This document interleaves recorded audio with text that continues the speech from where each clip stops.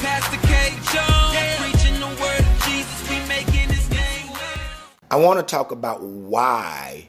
What's going on, Isaac? I want to talk about why we have not made any progress on this issue.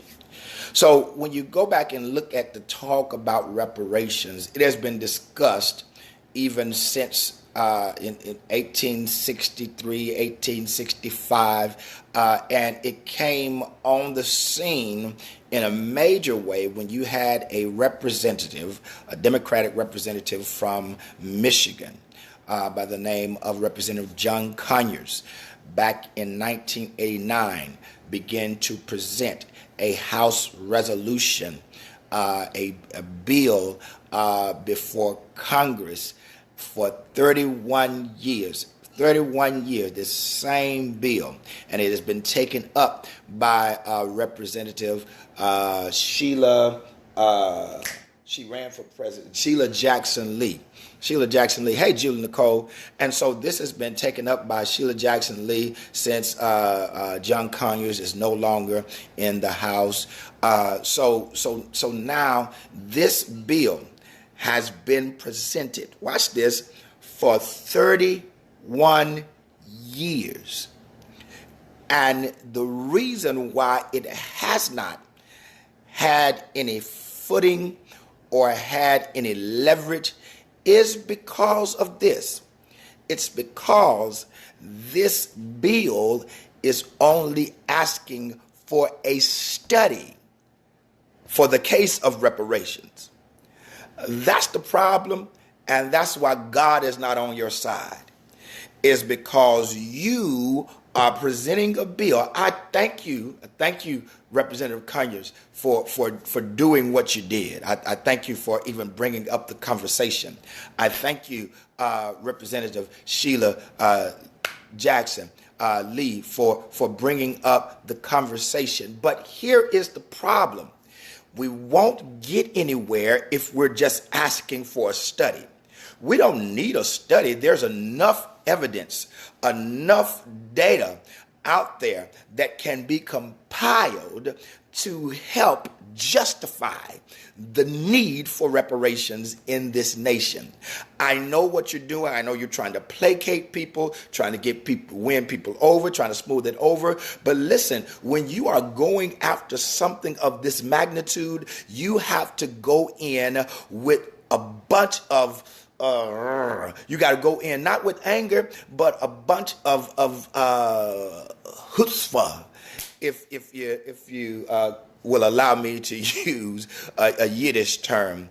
You have to go in with some fortitude and some faith, knowing that you already have won the victory, not going in asking for a conversation about it. We've had enough conversations. There have been enough conversations going on, and now you have presidential candidates who are bringing up the conversation and saying that they would vote for the bill. Now, here's a problem that I have.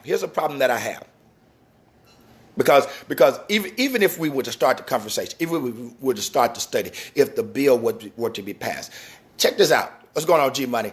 Check this out. Even if the bill were to be presented. Now, look. When you go back and look at Bill Clinton's bill on crime, it had 2 sponsors and swept through the House and Senate, boom, just like that. 2 sponsors, and it swept through. And it has done more damage to African American communities than it has done to help it. Because in a sense, it is a perpetuation of the atrocities from slavery. Now, when you go back and you look at the Affordable Care Act under President Barack Obama, you know how many sponsors it had? It had 40 sponsors. That's up from 2. It had 40 sponsors. When it was presented, boom, swept through the House and the Senate. Now, you have this H.R. 40 that has been being presented for the last 31 years. And you know how many sponsors it has? 122. How do you have a sponsor that did damage to the black community have 2 sponsors and it goes through, boom, just like that?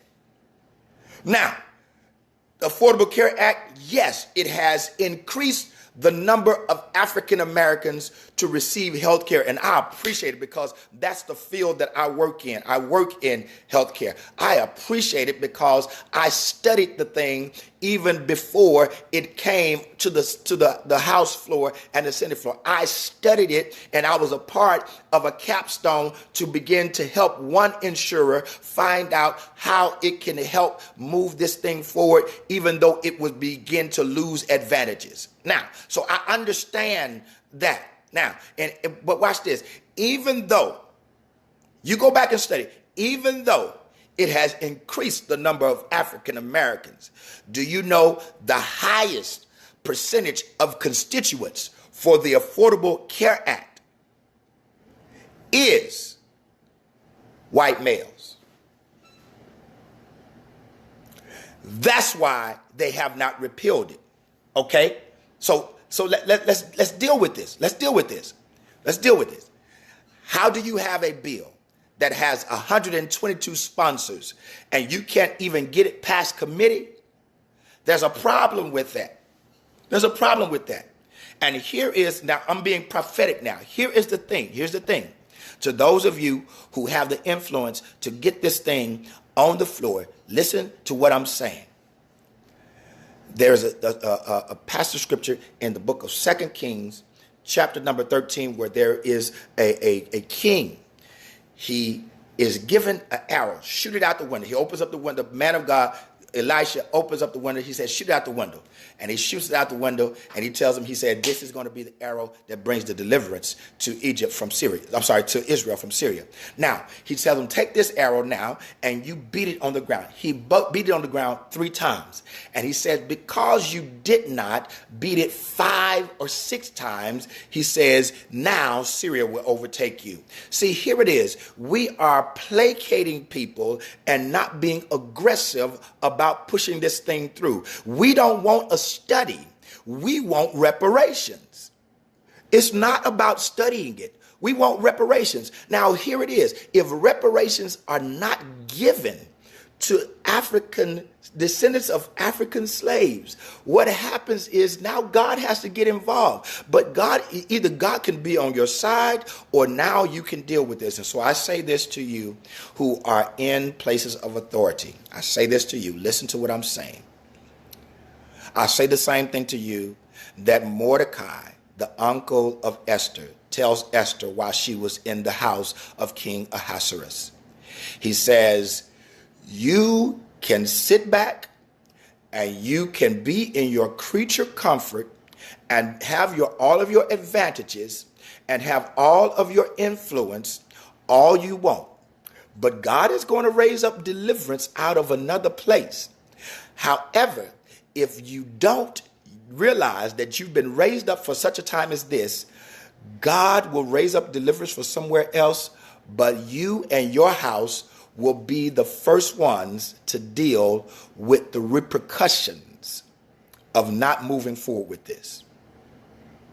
That's all I have to say. This is Helen Jones' second son, saying life is too short to play games, so keep it real. 2 fingers to the north, we're out of here. Pow. And I'm not talking about assassination, nothing like that. I'm just saying that there is going to be judgment on this nation because it's not moving fast enough on this issue of reparations. And those who have influence will be the first ones who will have to deal with the repercussions.